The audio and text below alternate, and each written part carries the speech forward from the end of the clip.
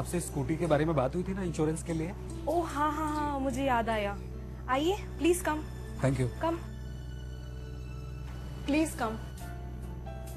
आइए mister Ramesh, please बैठिए। Thank you.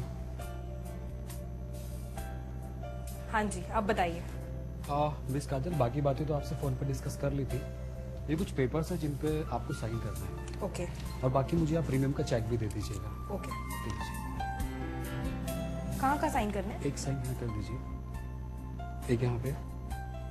Okay जी बस। वेट कीजिए, मैं आपके लिए चेक लेकर आती हूँ। ठीक।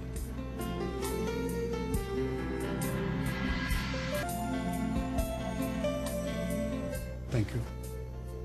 मिस काजल, ये कवर नोट है, इसे संभाल के रखिएगा। ओके। पॉलिसी पेपर्स कब तक आ जाएंगे? 15-20 दिन में। 15-20 दिन? क्यों? आपका ये फॉर्म पहले हेड ऑफिस जाएगा, वहाँ पॉलिसी के पेपर तैयार होकर आपको बाई पोस्ट मिल जाएगा। Okay okay miss Kajal, thank you very much. Okay, thank you.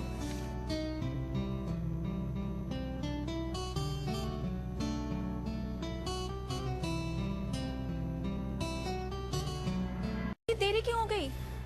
दीदी स्कूटी चोरी हो गई। क्या चोरी हो गई? हाँ थाने में एफआईआर लिखवाइए कि नहीं? दीदी, एफआईआर तो लिखवा दी है, उसी चक्कर में तो आने में देर हो गई। अभी पिछले साल तो स्कूटी ली थी और चोरी भी हो गई। खैर, उसकी इंश्योरेंस तो हमने करा ही दी है। वो तो मुझे मालूम है, पर कुछ भी कहो, तुम्हारी स्कूटी थी तो बहुत प्यारी। मुझे बहुत अफसोस है उसके जाने का। चलो आओ तो अंदर।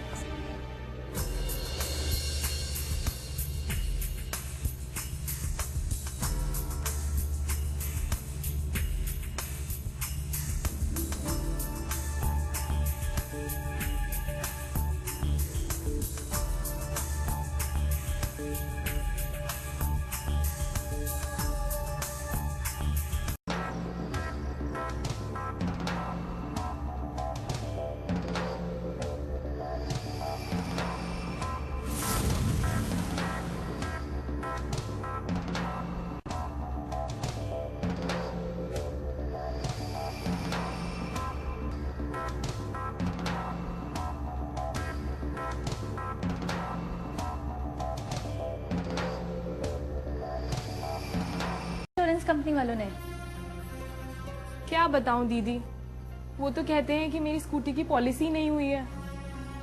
तूने कवर नोट नहीं दिखाया क्या?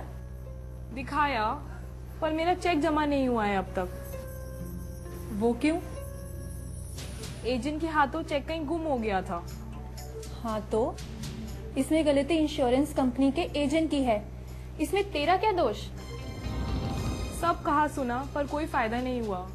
वो स्कूटी की चोरी का क्लेम नहीं देंगे। अरे ऐसे कैसे नहीं देंगे? दीदी, क्या हम उनसे जबरदस्ती करेंगे? अरे तुझे याद है मेरी दोस्त शीला? हाँ। उसकी छोटी बहन सोनिया उपभोक्ता परामर्श केंद्र में रिसेप्शनिस्ट है। ठीक है, कर लेना, मगर मैं तो अब उस स्कूटी को भूल ही चुकी हूँ। अजीब पागल लड़की है।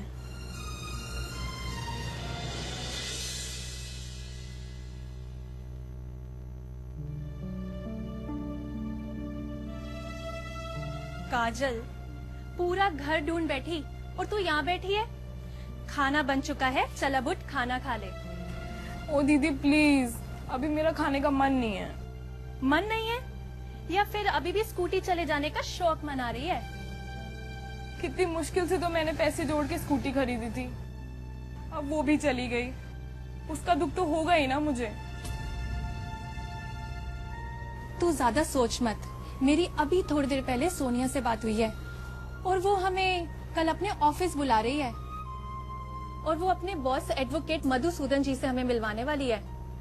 वो पक्का हमें कोई ना कोई सही राय देंगे।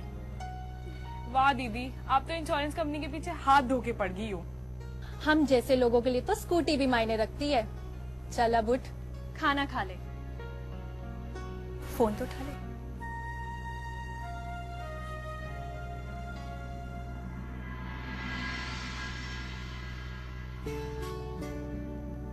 हाय सोनिया। हेलो कविता। वेल, वो एक जाने माने एडवोकेट हैं और साथ ही अनुभवी इंसान भी। जो भी कहते हैं कानून के आधार पर कहते हैं और कानून के हर एक पहलू से अच्छी तरह वाकिफ हैं। तुम देखना, उनकी ये बात 100% सच होगी और ये जंग हम जरूर जीतेंगे। मुझे नींद आ रही है। ठीक है, तुम जाओ। मुझे अभी नींद नहीं आ रही, मैं थोड़ी देर और जागूंगी। Okay, good night. Good night.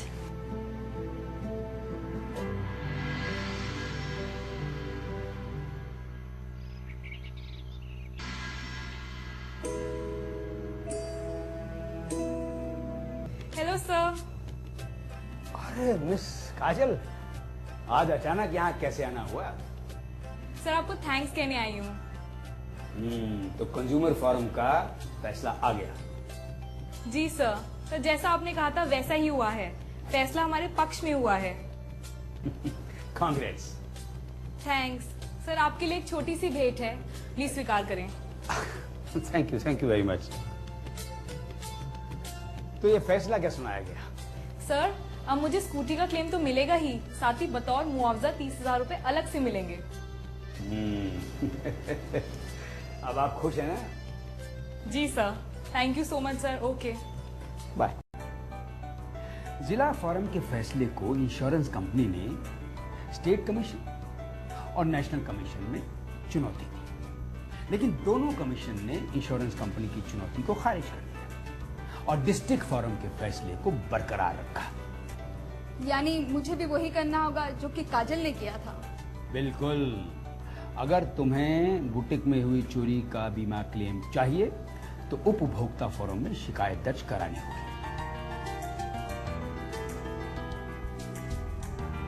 Thanks mister Mehra, अब आप मुझे इजाजत दीजिए।